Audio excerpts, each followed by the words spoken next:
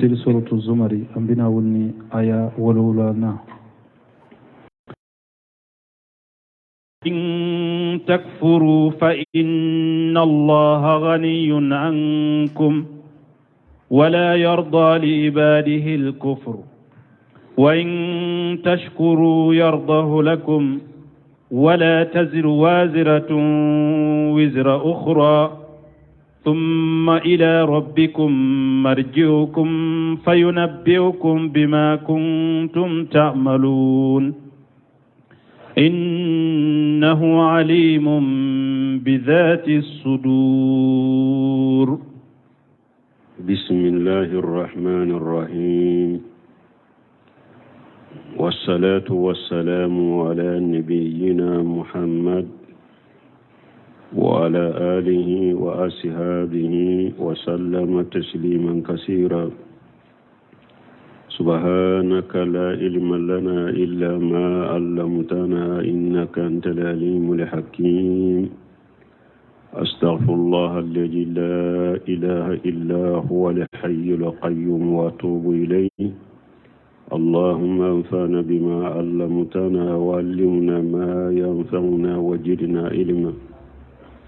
بيكاري سوي هجريا باكلي أني كمناني أني بيناني أني ناني شهر رجب من هجرة سانكالو ولون فلنا بيسوي يوم غني الشيغناي ميلاد النصارى وكجاتي بافلا أني مغني سبا سانكالو فلنا بيسوي يوتاني كونونتوناي أمبي باكو جيكوروني غلو فلا مسجد السلام كونو. أعوذ بالله من الشيطان الرجيم.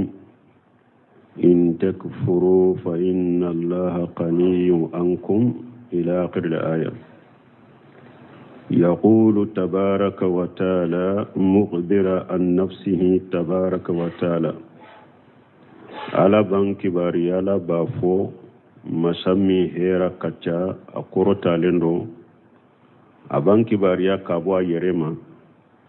مسمي هيرا كتشا كورو تالندو أنه الغني أما سواه من المخلوقات كو فيمو فيني دام فيندي كو ألم كو تالا كو ألكاري لندو كابو دام فيمبما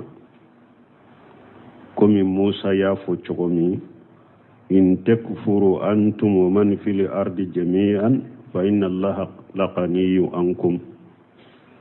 موسى كو أكو هذا مدو أكو ناو بكافرني علي أو أكو كمغوما ناو بكافرني علي يعني مغوم بدو كولوكا كو علي كاري مسادي كابو هذا مدو مبلو على تنونين دو ولا يعلقو إن تكفروا ni أو كافر يرى فإن الله غني عنكم على كاري لندو كابو أوما. هذا مدمبي جنان هذا مدمبي نابي كافر يرى على كاري لندو كابو أوما لما كشتا ولا ولا يرد لعباده الكفر أو على تجيني كافر كجوني فنا. هذا مدمبي شكا كافر على يالا تجده ميالا تكافر يا في مغشيه iyere de be kafiriya suganti ayere donc on hada madenye min suganti yere ala bi deme oka me ala te kafiriya fe moshiye ni mo min kafira ko ni ay ne kera kafiriye ngera ala sosolay adiara la yere kadi ala ay kafira mandi alay ala soso mandi alay ala te jeni kafiriya ye moshiye وإن تشكروا يرضوه لكم من مؤمن كرا على بركة دابغاي إكرا سلاما نيوما إكرا مؤمنية وكدي علي على بركة دا كدي علي في سرو وليان كافريا مندي علي ممين على بركة دا أني إسلامية وكدي علي. donc ni aya anana shehi muslimu kono يا عبادي لو أن أولكم وآخركم وإنسكم وجنكم كانوا على أفجر قلب رجل منكم ما نغص ذلك من ملك الشيء. حديث القدسية كنو ألكم كجو na aw folo kera ana labon ana ka hadama don ana ka jinnaw na be kera komi fajiri kele nyogo ka ke komi kafiri kele na be kera o chogola o te foy nagasi ne ala kamarala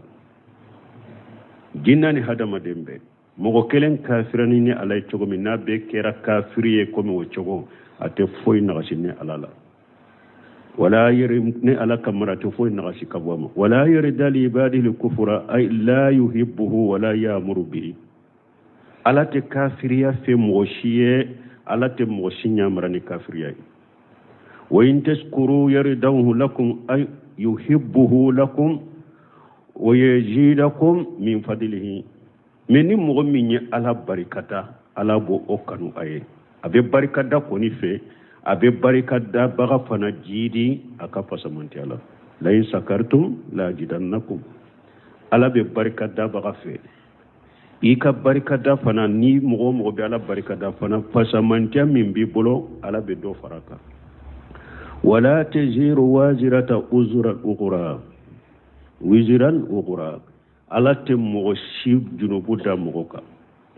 ay la tahmilu nafsu an nafsi shay'an بل كل مطالب بأمر نفسه يوم القيامة دوالات مغشيكا جنوب دونيتا كادو مغوكا قيامة دو مغشيتشكا فينتا مغوكا دونيلا مغو كلين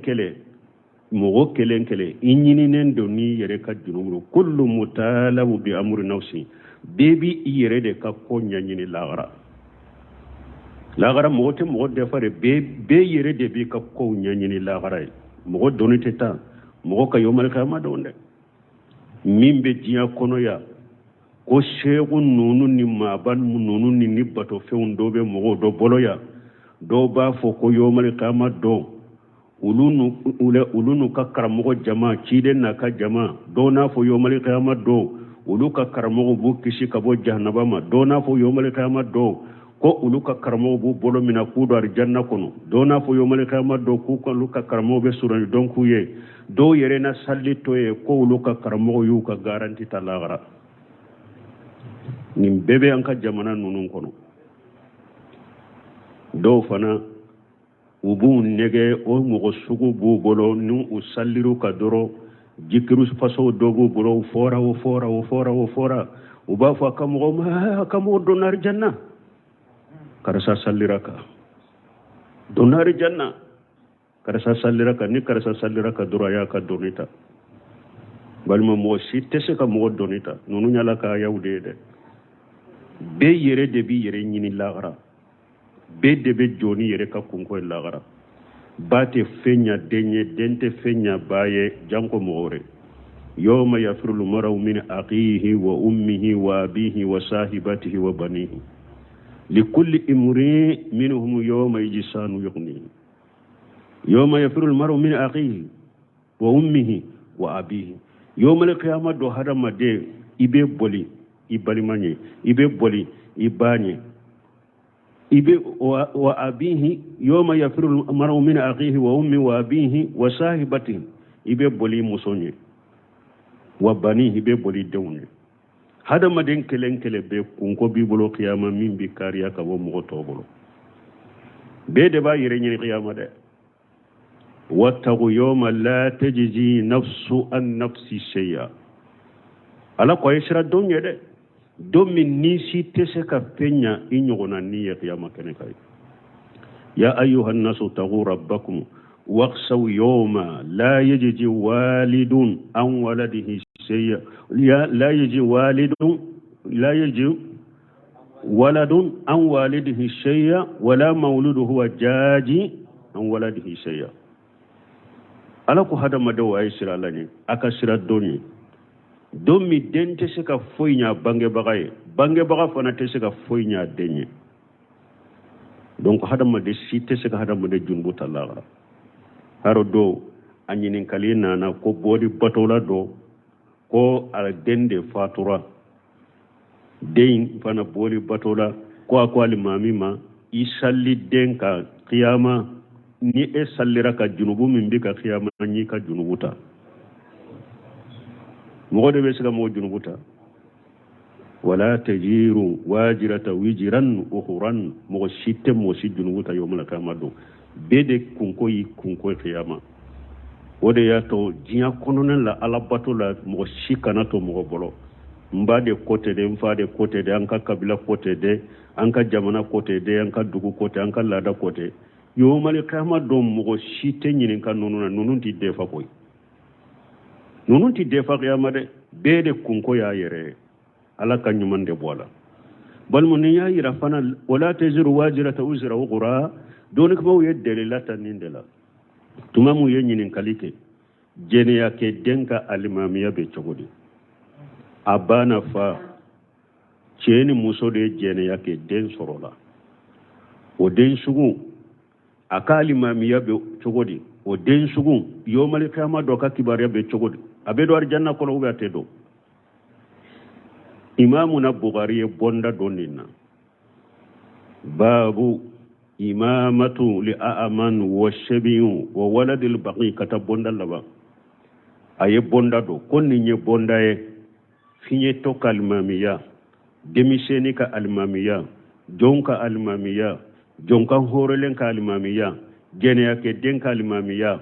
bonda don chogo yala nunun kalimamiya be sahugate saha ako qala rasulullah sallallahu alaihi wasallam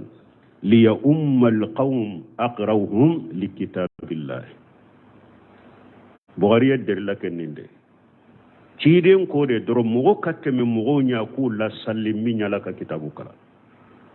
ni jonde ala ka kitabu kala foita kalimam yala ni jonko horolende ala ka kitabu kala de alimam ale de kitabu kala be yoromi ale de be qur'ana do kateme beka ale de ka durana qur'ana durushi kacha kateme beka abeke alimami foita la demisen fitini ni abe jama minna ni ale de ye qur'ana durushi kateme beka ale de be kalimami amuru bun salmata ako ale kera ka mugo kalimami ka to sangolon fula ale de be sallini dugu mumen ale de be ka janaja sallu beke ka to sangolon fula ako umar bun khattab della kata ka dugu la re umaru sallira ko fe amuru bun salmata jene yake de na le de ye qur'ana kala abeke alimami fo ita kalimami bali fiye to botulo wali ya ummal qawm aqrauhum likitabillah min ya alaka kitabu kala doro de kateme kamugo la salli ci de alimami yake ninde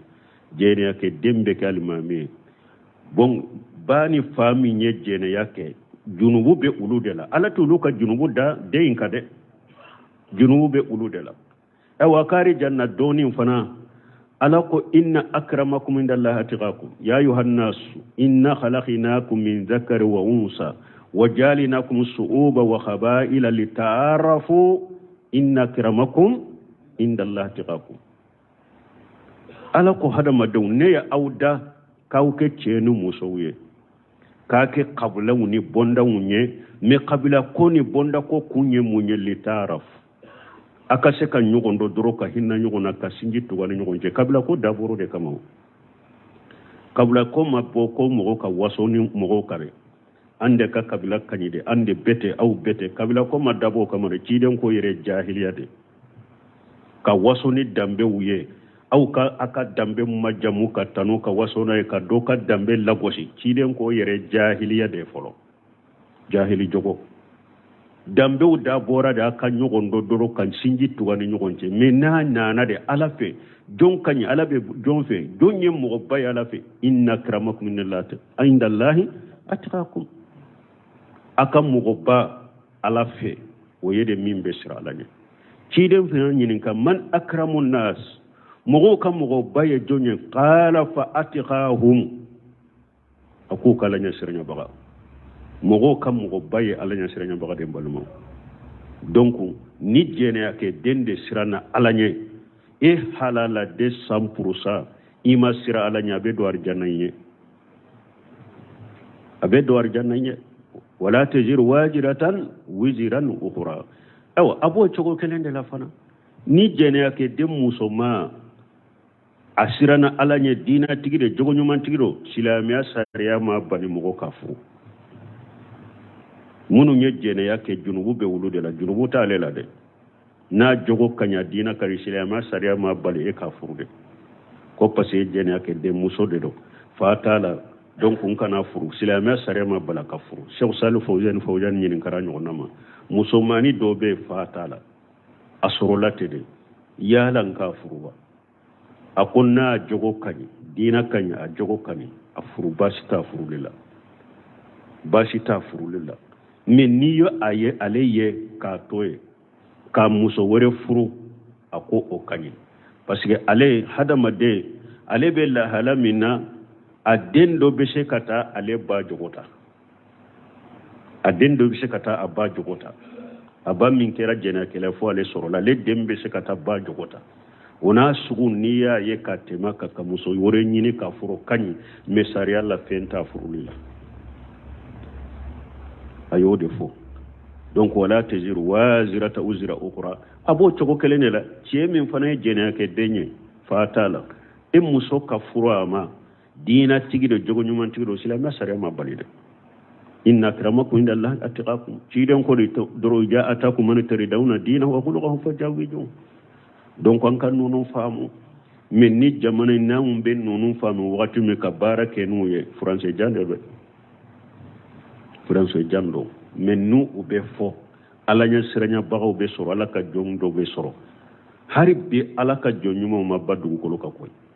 li mana jom ma baddu ko loka ala nya siranya baga ma jaddu ko loka do be ale kabila be ka bala ala ta cidenta ma ko tala koy na ya do abake ode ya to nanna na uyorola wajibi ukafo harun nu mata sisa nu donna koni dobe bo mo ka funtenu la ko nonona donc aka famuya wala tajiru wajirata uzra ukhra mo shika junubu te da mo ka bede be joni yere kunko yo malaka madu summa ila rabbikum marjuukum o kofe aw bebe shage kata atigi aladema fayunabbiukum bima kuntum ta'malun atum be bara mununke ala bawke barana ka barawe innahu alimu bijati suduri ala nimbe hadama den dusukun yere kono folo gundo mimbe dusukun kono fola ma bo ala bado de ay fala taqfa alayhi qafiyatu dogo fen shide te dogo alala ala be fembe de kalama وإذا مس الإنسان ضر دعا ربه منيبا إليه ثم إذا خوله نعمة منه نسي ما كان يدعو إليه من قبل وجعل لله أندادا ليضل عن سبيله قل تمتع بكفرك قليلا إنك من أصحاب النار وإذا مس الإنسان ضر ألقو نتوري حدم دنسرو دا ربه منيب إليه أباتي على ولي كايرساكي كتا ألما أي عند الحاجة حدم دنك حاج وغتي دغم باكا وغتي مي حاج بألالا وغتي مي يتضرع ويستقيس بالله وحده لا شريك له أبي دمكسي ka dama kasi ni ala ye ka dama kasi ala la masa min ye masa kelen ye ni jɛɲɔgɔn ta la kama qala taala komi ala y'a fɔ aya wɛrɛ kɔnɔ wa iza massakum durru fil bahri ala ko na aw bɛ baji la tɔɔra y'aw sɔrɔ dalla ma tad'una illa iyyahu a tun bɛ fɛn o fɛn bato ka fara ala kan a tun bɛ fɛn o fɛn wele ka fara ala kan bɛɛ bɛ tunu aw la walamma najjakum ila al-barr me tuma min ni ala y'aw kisi kana geren kan araditum aya ko di ala kelen pe weleli ma wa kana lil insanu kafura hadama denya pisur walide me ni yere tunya maka kafiru de parce que an ko maka kafiru kala halakani kateme sisa mo chama ba dambi kata silamiya ma ni musrikiya babolo maka musriku kausa sisa silama musriki chama ye parce que makka mushriku fule ni ulu be degun na de ni ulu be nogoya la de ulu be fen wore fara alaka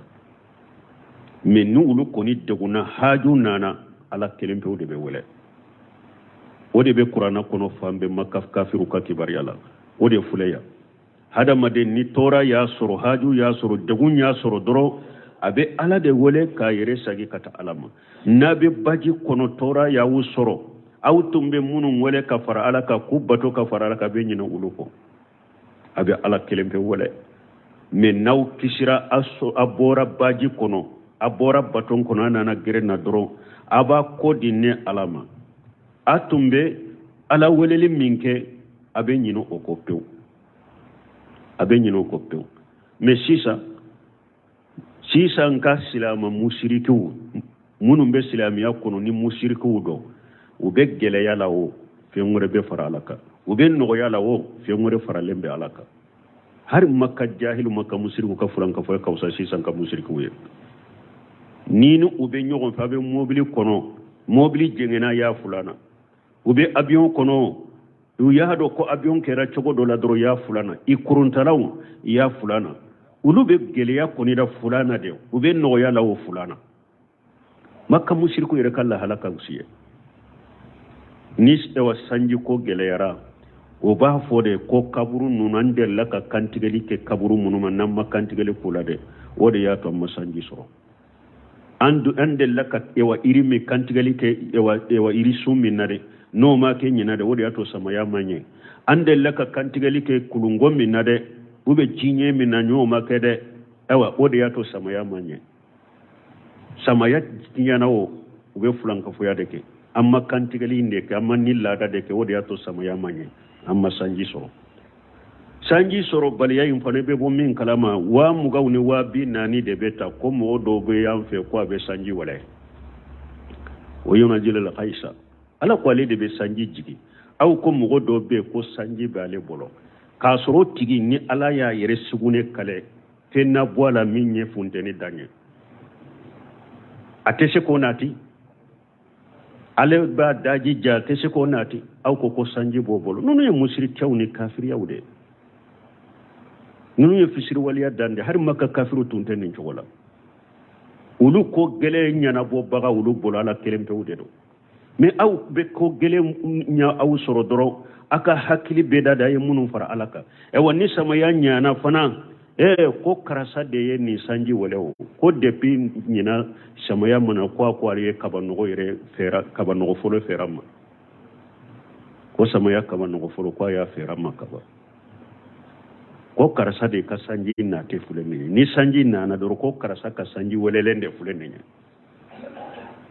e ba sura do finye den do fana ni sanji welela a finye den do ata ire nyeju wele anye ka gidaile folo na be se ka weleli ke jiwole aka nyeju wele ayire nya ka yele folo ka ka fenye ke ni sama ya nana o an ka shegu nan kan ma ba munu anye kantigali min ke shegu na anye kantigali min ke kulul anye kantigali min ke iruna e ma ye tumami dugun e walla da ke ranyina sama ya nyana ni sama ya chinyana la daude make ni sama ya nyana la daude kera hera ni gele ya be fulanka foya barawbe nonu bo jamana kono uba fo fana ko nin jamana ko silama jamana ko doni jamana e doni sugu jumanye nonu ye doni minni e maseka ala ni su bo nyogona ala ni kuluma bo nyogona ala ni iruma bo nyogona ala ni jinyuma bo nyogona nin jamana kono doni sugu jumambe ale asiraru ko ni doni tumbe kafa do nyogona ka nyogon faga kafa do nyogona ka nyogon dewun cinya ka nyogon muso cinya ka nyogon furu cinya dabali o ko ni nyonya len tumbe yade parce que ni hari ko fe jamana wala jella dine munu makobe mori gana la ubenu ka mori gana nyana mabo maliyade abeta barakuye konko ka mori gana ube boyade abeta barakuye gabo ka mori gana ube boyade abeta barakuye o ko ni nyonya len tumbe ya hari sisa ube wasono de fana mi minye alaka doni yere haqiqai illa marahim rabbi o ko ni fomo kelen kelen de ala don haqiqa ala doni haqiqa dina doni haqiqa ko tawidi doni jamana in kono illa marahim rabbi donc makka mushriku kala halafule kausa antawire munum basila mi yakunu bu mushriki ala makka mushriku kala halaka nyude maka musriku tumbe de nulu be nogoya la fulana be faralaka me ni degun nana doro be ala kelen pe wole me sisa hera ni bone be ala tana de be wole ala kanyuma mbala kala ala ka famu di jamana imma summa ija qawwalahu okala nawa summa ija qawwalahu ni'amata minhu nishiya ma kana yadu ilayhi min qablu ni awbe torala ni hada maden fule ni tora ya sorodoro abe ala wole ka yere sagi kata alama summa ija qawwalahu ni'amata minhu men ni ala ye nemata ka di hada mademma nema min bora ala fe nishiya ma kana yadu ilayhi min qablu atumbe ala deli kata geleya min nade abe unyino ko abe nyina ala ko abe nyina geleya ko ale yere ba jate min geleya re tuntale ka yere ay fi hali arafahiyati yanisa zalika du'a wa tadarrua ni hada madin bil lafiya la doro geleya la ye ala wole minke ay dama kasi minke abe nyino ko ni noya nana abe nyino ko kama qala ta'ala wa ija masal insana durru da'ana li jambihi komi ala ya fa ya wurila tumi ako hada madin fulede ni tora ya soro abinne ala wura dala kireka aw qa'idan ube ni asigilendo do abinne ala wole aw qa'ima ube ajolendo abinne ala wole falamma kasafuna anhu durruhu metuma minene ala ye tora imbwaka marra kallam yad'una ila durri masam akontinera akajinya ko na kala sosola akera ko madele kan ne wole kata tora ma tora minyaso hada madalla ba do ala ya la man khalaqa ala de ba kaddam fendo e wa hada madin chaman kala halafule ni de fonni ala hinna mo minani liman ya na ben no yalawa ayati ala do de min nit gele ya kera ma har jamana illaji munum be minye setigi yo na folo tigido uba be jo yoruba dola ube ewa foseneri badodo akabara kachinya bari korosu jawnde be sabe yele ma misiri kono ewa ayere ka duawuta ayere bode ayere be duawula ka duawu juman kanyide ako duawu juman be geleya ko mo kade subhanallah alhamdulillah la ilaha illa akbar astaghfirullah nimbe fode dro korosu de be sakama awa yere data bode almami ay duawu kenye salli wala be kalifama juma abe kalifa salli wala afo jama yo ka duawu kenye mais akana palasi soro de akana palasi soro na ye palasi soro ube ala ye wori ko nyana bo lafiya soro la ata ye misiri kono nana ben nasra la de ne yere famana uma sisa ko chayara ne yere famana uma sisa fo ka ya fa umma de tantambolo sisa parce que yen no ya soro sisa tantibolo ay Allah ya fode e wa hada madin kan natiri ninde tora ya soro doro dale ka keren ka be ala wole asigile abi ala wole ajole abi ala wole afambe ala wole e wale yere data bo abe khalifa mo dema ka do kenye menni ko nyana bora doro an ay awbe ala kalinin tun tambolo misiri kono abe mabbo ala kola yere atumbe ala wole minke tumbe dama kasi minke hera sorole abe nyina nimbe ko wajala lillahi andada ewa abe bato fe ngore fara ala ka fanade li yudilla an sabilihi pour allaban nake are fili labba kabwala kasira lana mugo fili ay fi hali li afiyati yushrik billah nintigla mo lafiya waqati abe fulana fara ala ka abe fulan ka foyake wajala lahu andada abe bato fe ngoro bato ka fara ala ka ewa min fule ka duwawu ke ni nyaye duwawu ke nya asile adale mbe duwawu ko asigile mbe duwawu ke dole mbe duwawu ke aba yere sagi kata alama ni hera sorola wajala lillahi andada abe bato fe ngore de bato ka fara alaka baka musrikiya nunu de ke li yudilla an sabilihi pour o laban nake kafiri ka bo alaka sirama har na ko misiri sisa ye misiri bila si ye misiri ba et puis abeta munfo ala ye minfo abeta fulana de farala kade abeta fo to nyogonde ne sera mori karasa de makoy karamo karasa de ne tanya na bode suna wusura de ima ne tunyere tumbora siri kala soro nyele mona misiri la mais alhamdulillah ala yenni karamogo baɗo de be oye ala wole keñe doro ewa ne koni tañana bora ana fulana fara ala ka a beta dilo karamogo baɗo de ma ube seku do ube ko ale donna karasa ka sira la do hari furu ko tungela yarme depuis ne donna ka teriga ina doro ko ñeyi furula ni mushrikiya damani ni fusiriya dama dabe an ka jamana kono ka jamana fatew kata alama qul tamatta bi kufrika qalila ewa ala ko hadamaden kafiri hadamaden mushriki nebe nin cogo de la ika damu boni ka kafiriya e damu fitini dinya kono de innaka min ashabin nar minni saraka allah gara ebe farata suma dun kawde ka ika damu boni ka kafiriya e dinya kono de me ye tasuma dunga de kana sanni mushrika nunu ka de ni saraka ye tasuma dunga de ay qul liman hajihi halatuhu la nyini ye munyala ko chidema mu'min kala hala yenninya afwaye wa tariqatuhu wa maslakahu ani mu'min ka siraye ninde ani mu'min ka donyoro ye ninda afwaye tamatta bi kufrika qalila ikadamu boni ka kafira ye damu fitini wa huwa tahdidun shadidun wa wa'idu akidu ni nyabba bagali ni kankarima da gelende de ka qawlihi ta'ala qul tamattau fa inna masirakum ila an-nar nimbe kuma aya wuri kuno ni ala ko aya kaddamu bode mi abella bakata jannaba tasuma dema wa qawlihi ta'ala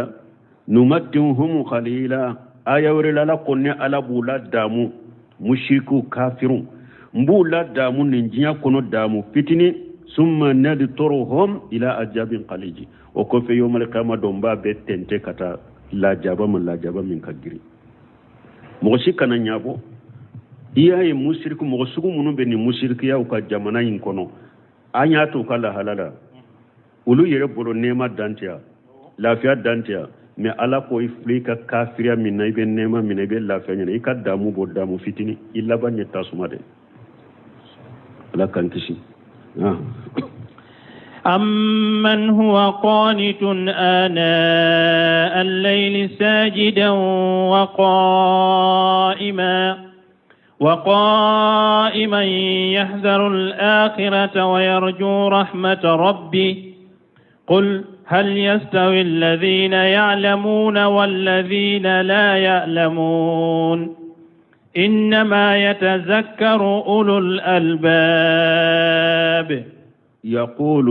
عز وجل آمن هذه صفته كمن أشرك بالله ألك آمن هو قانت آناء الليل ساجدا وقائما ألك يعلم مؤمن بألا كلمة وبطو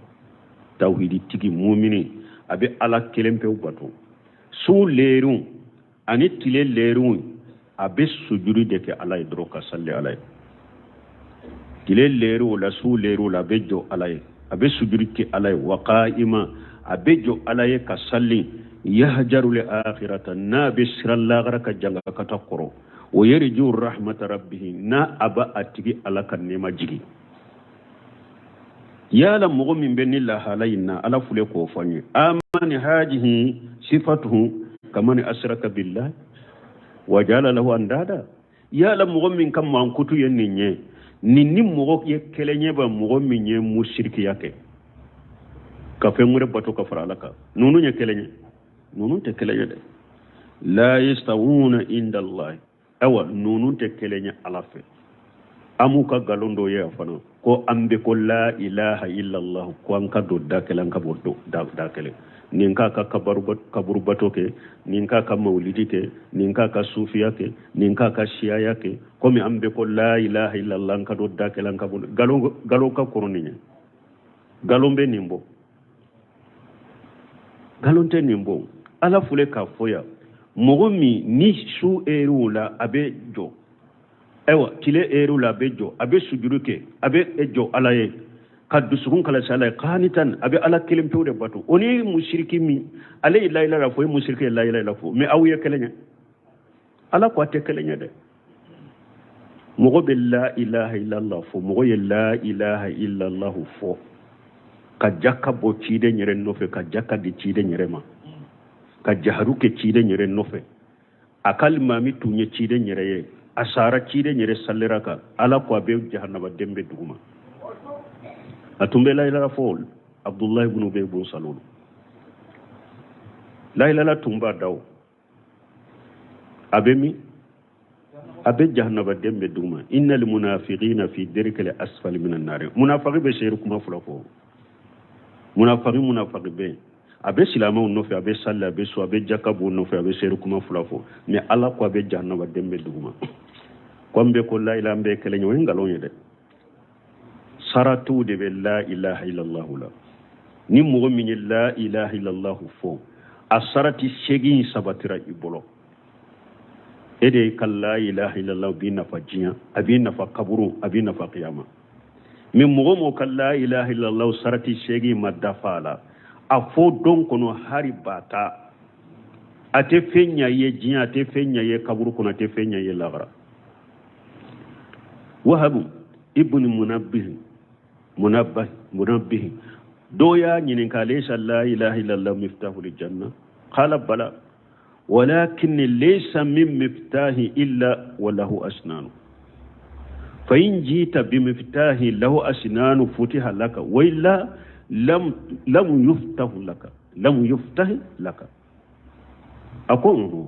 اكو الجنه كلي لا اله الا الله دي me kile be nyunde bala de ako nini kile na nyumbala ko be da yele yede me nini kile na nyintala da te yele yede alla nyine munye saratu de be la ilaha illallah la no o saratu da fara ila la ilaha illallah bi do arjanna kono me ni o saratu madda fa ila la ilaha la ti do arjanna kono de donc an kan nim fana fa min be tawhidini li manani cinyani ni tawhidini li manani cinyani ni kafere nyogon nege min be ya kwambe ko la ilaha ambe kelenya wengalo nya koy ni ambe kelenya hara e yere bolante kelenya munna e yedda mana jama kiriye yere ka damana togodo e yere la kanto toye nanye kelenya munna eni ka damana jama de do ana ka damana togo de do ni mogo min ba ka jamana la ba konta wire la ni mogo min ta ka jamana uta konta wire la mun na wire yen ninke munu nyere ba fode kombe ke ambe ko la ilaha ambe ke ulu yere de be ngalonga ulu yere de ye u yere sama kabo mogo to la yere kunu mogo to bo nyogona aw ba fo kombe ko la ilaha an ka do dakele an ka bo dakele nunu balmo nunu nye dina cinya kuma ude dina cinya kuma do ni ante kelenya de tauhidi tigi ani mushriki la yastawuna inda allah ku nunu te kelenya ala fe kama qala taala laysu sawaa abikum ni ala ko yawre kono ako ute kelenya de min ahli alkitab ummatun qa'imatu yatluna ayati llahi ana al-layli wa hum sajiduna kitabe dunkew ala kuto kelenya ako pasige mogo do be kitabe dunkew la kulu be kitabu kala su wakati be yetluna ayati allah ube ala ka ayaw kala su wakati ana al-layli su lero be wa hum yasjuduna ube sujudu bi alay kitabe dunke munun sonna nimma kaso qur'anama kallimana ni alay kallimana ni cidewu ani mimbe dambi kata kitabe dunkew man nima ken nin togola kelenya تكلمين وقال تبارك وتعالى ها هنا أو ألاكو مسمي هيركا تقورت لنويا آمن هو قانت آناء الليل ساجدا وقائما ألاكو يالا مغمين بألباتو أو نابي جو سو إيرو لا بي سجودك أبي جو علي أي في حال سجوده وفي حال قيامه أكا سجودون أبي ألباتو دلا أجولي أبي ألباتو دلا ولهذا استدل بهذه الآيات نند قصو مغو يدل لكن آية من جهب إلى أن القنوت هو القصو في صلاة منون كتارا قنوت كوري من يكو على يسرنا سللا وعلى يسرنا سللا على يمين فويا آمن هو قانت يا لم من بس اوا على بطوا بسر على أنا الليل su erun la sajidan wa qaima abe sujudi abe jo alaye aka sujudi to abe sira alanya jole abe sira alanya yala ninni moy kelenya minye musriki ute kelenya laysa huwa alqa'im wahdahu kama jahaba ilayhi aqaruna qanitu korote ko jole ndoronde komi dow tara no fe cugumi nin qanitu yede abe sira alanya aka sujudu la be sira alanya be sujudu ka be sira alanya aka sujudu la abe jole ka be sira alanya aka jole la وعن ابن مسعود قال القانت المطيع لله ولرسوله صلى الله عليه وسلم عبد الله بن مسعود كو أقول قانت يمني من بألبتو من بتوچيدنكو صلى الله عليه وسلم وقال بعض العلماء آناء الليل جوف الليل دوكو سوكوننا أبي سجدك سوكوننا أبي جو سوكوننا وقال آخرون آناء الليل أوله وأوسطه وآخره دوكو أنا الليل كو سوكم فلو وبي سو تمانچه وبي سو لبا يباye abe wuli abe salli abe sujudi abe jo abe siralaje awa abin ninke mun kama ya hajaru li akhirata na be sira la gara janga kata koro wa yarju rahmat rabbih na ba tigi alaka nema faraji ay fi hali ibadatihi qaifun araji wala budda fil ibadati min haja wa haja akabato to aka alabato to ajigibe alaka nema la asira lembe alaka janga katakuru ewa fobato kelaka ke min chogodela ika alabato ni be sira alaka janga katakuru ika alabato ni ibe alaka nema fana jigiye bato kelaka ke min chogodela wa an yakuna alqawfu fi muddati alhayati huwa alqalibu min ni be kanyana mayala wakati min ika siranya yorode girinya alanya siranya yorode ka giriya ibolo wali haja qala taala yahzaru li akhirata wa yarju rahmat rabbih ninde koso ni alako abe sira la garanye abati alaka nema aboji fa ija kana inda li ihtidar min nimbo wakati nani ma wakati falyakuna raja huwa alqalibu alayhi o wakati min ye ki jigida alaka nema ka iko de giriya o wakati parce que alako ko jo ni ye ne ala jigi yoro mi ye kombo yoro de la wala hadama de ni saya wakati nana i jigi ki jigi nyani alaka ni ki jigida alaka nema ka o yoro de giriya alako qul hal yastawi alladhina wakalana hal yastawi alladhina ya'lamun ha qul amamura fuye هل يستوي الذين يعلمون والذين لا يعلمون يعلم مؤمن بفندو أني مؤمن تفندو لو يكلنيا أي هل يستوي حاجة والذي قبلهم ممن جعل لله أندالا يضل عن سبيله يعلم مؤمن بفندو abe ala kelempew de bato abe ala ka masaya do abe ala ka kelebancha do abe ala ka tawhidi do abe ala kelempew de bato te few fara ala ka yala nim mogo ye kelenya ba mogo min antemena ka kola min ye bato fe ngoro bato ka fara ala ka na laba na ba afili ka wala ka shirala waye kelenya nonun te kelenya le tawhidi tigo de yato Sheikh Muhammad ibn Abdul Wahhab ko akot tawhidi tigo kalambali ko abeshe mushiriku ka karamo bakele de la obaka kasru subhatu kono abado ka kitabe chama kono tawhid tigi kalambali ale amin minal muwahidina tawhid tigi kalambali ko abeshe mushiriku doni ke baga bakele de ma tawhid kalambali ye jonye tawhid tigi minye karamo nyuma ulame tawhid tigi ayere makala de mais asigira karamo nyuma koro tawhid karamo koro kulame ube min fo ayado o tawhidi tigi kalambali min fulene nye na ye doni ke baga nyuma ulame de abeshe mushiriku ka karamo bakele de ma obeshe kala kuma buda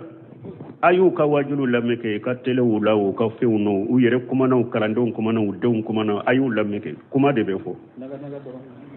Qur'ana ayate hadisate doni ke baga kuma te ni sigi ni nyere dron kin kun koronta doro ni mirela min nan kafo ni sogora min nan kafo oye doni de ngode ato anka sunna karamo do abe burusula udella ka wele ka sigi ku kalla da alimamu be wole ko aye ulu be kafiriya ko ulu ye mushriku ye ko abe minka karamogo ka kuma fe una ka huja jonyo na be minka ka dabila anana ni sunna ni fe mununye o ya ni ukalla da karamogo be wala kubila nyogona u be chigira ale ni fe matare na kan na ibutere ani mogo munu sorola ka jamala ante se ka kelembila kata an kata nyogon fe ni ako depuis sogoma usigira nulu ka karamogo ye min fo doro karamogo joli nu ye min fo Abu Jabi salli fana sera kuma mabba uko anka salli foro usallira usigira umanya na bo maseka e watinya surabulu la sara sera usallira la sara ko fe usigira dobe ngwafo munu nyama kala unifo yaro lu ka farika teme toba ewa akone be min fo awe wahabiya ka kalande unde fuleni ne depuis sogoma ananka alimamu bawbe nyogona ni nunun ka karamogo nana tenya de ante kuma imbilate wahabiya ka kalande unde fuleni ne depuis sogoma ananka karamogo bawbe nyogona ni nunun karamogo nana ya tebede kuma fana banna ni jogo de la koy kuma banna ni jogo de la ko an kan nunun bilay nun baye kuma cari kunfi tawhidi tigi kunfi alla melikela abeshe nunun karamogo bakele de min be fendo ani min te fendo be o ke kelenya ebe ala batoni delilate itigi ala iba batoni delilate ibe ala do iba kele bantia do o delila bu e bulo qur'ana ni harisa no doni ko ba kuma na fuite nim fana kunna sigilende dro kana kuma mugo fola nunu ya kelenya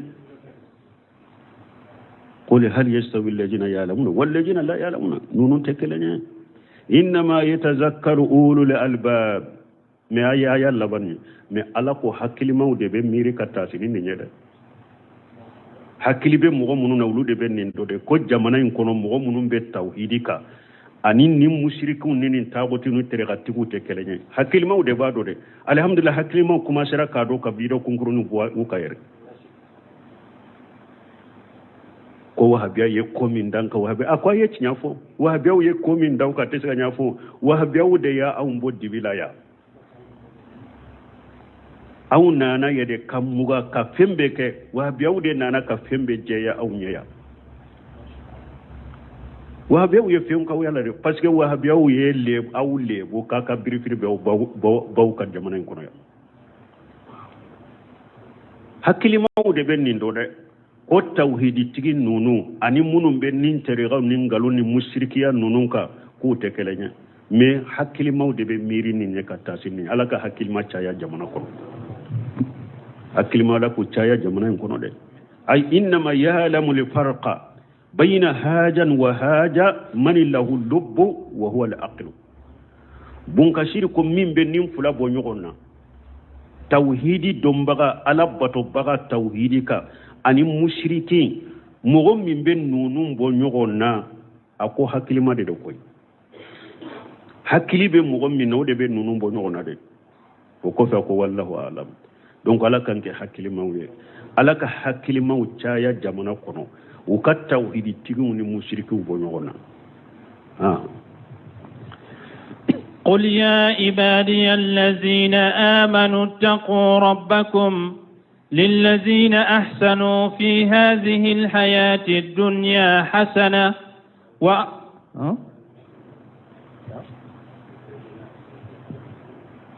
قل يا عبادي الذين آمنوا اتقوا ربكم للذين أحسنوا في هذه الحياة الدنيا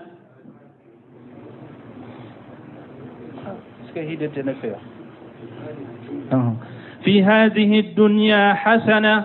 وأرض الله واسعة إنما يوفى الصابرون أجرهم بغير حساب. يقول تعالى آمر عباده المؤمنين بالاستمرار على طاعته والتقوى. ala ba funne aya kono na ba ka jo mu'minun nya mariya ku ka dume ala batoka ani ala nya siranya qul ya ibadi allazina amanu ala ko cire ma afon ka jo unye nka jo munu nu liman yara qul ya ibadi allazina amanu afon ka jow nyen ka jow munul limanani alay tagu rabbakum ayed sira atigala ka duma ka la sira nyaka de akal limani ayed duma ka nu farala nyogon kan ni yorola ya ayyuhal ladina amanu tagu rabbakum mu'miniya beke minye limaniya jonse ngorowe tagu rabbakum beke haramu feun toli haramu fe ka haramu feun toy munu limanani alay limaniya jonse ngoro limaniya chinyalama tagu rabbakum ayesira atigi alay minye junubu ko fanani ala kutawya aqulu toy lilladina ahsanu fi hadhihi dunya hasanatu ni mogo niye ewa nyuman ke ninjinya kono bara nyuma niya ke ninjinya kono nyuman de biye lagara ay liman ahsana li amalan fi hadhihi dunya hasanatan fi dunyahu wa ukhrahu ni mogo minye ewa nyuman ke ninjinya nyana mela mogo misrana alanye yem liman yasro israna alanye lilladina ahsanu abeke mogo ye mogo mununye nyuman ke fi hajihi dunya hasanatu awajia ala be nyuman de ke mu'minu ye la garafuna ala be nyuman ku ye bara nyuma kala mu'minu nyuman de bu ye jia nyuman de bu ye la gara mogo minna yi kabar ni kabaranye baranye li ye munye bara qalasila ala kelempewye bara benna ciren ka sunnama mogo munun kera ni chogola nyuman de bu ye jinya kono fi duniyahu wa ukhrahu nyuman bu ye kajiya nyanamala ani kala rabbe wa aradullahi washi'atu aw alaka dugu koro ferelende do qala mujahidu fahajiru fiha aw ay hijrati alaka dugu koloka wajahadu wa atajilu al awsana ay hijrati alaka dugu kolo ferelende do ay hijrati dugu koloka ka jihaduke akama bo boli batoma akama bo boli uma nin kore munye ala ya yira hadamade ni eye mu'mini ala ko akafo aka jow munu liman yara nu sirana utigala ka junugo ko toye aka fuye koni mogo ye nyuman ke ninjiya kono nyuman de biye jiya nyuman de biye kallara ewa ni be yoromi edde sere kalliman yake be yoromi tawhidi nyuma ka ala kelempe bato edde sera ko ke be yoromi ka ala ka haramu ko toye ibe yoromi idde sera ko ke kana toye sayaki soro yede wa ardullahi washiyat ala ka dugu ko referelende do edde sera kalliman ya soro yoromi edde sera ka ala ka haramu ko to yoromi edde sera ka tawhidi ta yoromi o yorobila de ala ka dugu ko referelendo o yorobila ka boye boli bato mimbe ikima bo boli bato nonuna ikata ibe tawhidi soro yoromi kata inma yuwaffa sabiruna ajrahum bighairi hisab mogo mununye sabali bagawiye ala buka sarat dafa kata ka duma ta jatere qala al-awza'i laysa yujanu lahum la yukalu lahum sabali bagaw kabaraji ate pese uyebe ate pese abeta ka duma de inma yughrafu lahum qarfan ala ba ce ka duma de sabali bago ka baraje te pese ka duma de abecce ka duma de wa qala suddin inma yuwaffa sabiruna ajrahum bighairi hisab yanni fil jannati ala be e wa sabari bago ka sarat dafa ka duma ate harajate minya arjanna ate harajate minya arjanna ala ba takaduma e won balmo sabari fanan ko kalite sabade sabru ala tatillah ka sabari ka rabato wa sabru amma shi'atillah fulanna ka sabari ka ala soso yekutoy sabana wa sabru ala aqdarillahi mulimatu ka sabari ala kala tigi diminon koro ni mo mi nyenni sabari kalite saba ni ya dafa yawmal qiyamah do ala bi ka baraji ce ka dema ta harapese ata jate قل إني أمرت أن أعبد الله مخلصا له الدين وأمرت لأن أكون أول المسلمين قل ما مرفوية إني أمرت أن أعبد الله مخلصا له الدين نه علي نيا مريانك على بطن كينك الدين بقلش علي كينك بطن بقلش علي إنما أمرت بإخلاص العبادة لله وحده لا شريك له علي نيا مريا كونكا بطب قلاسي على كلمة ودي مسمي نا كلمة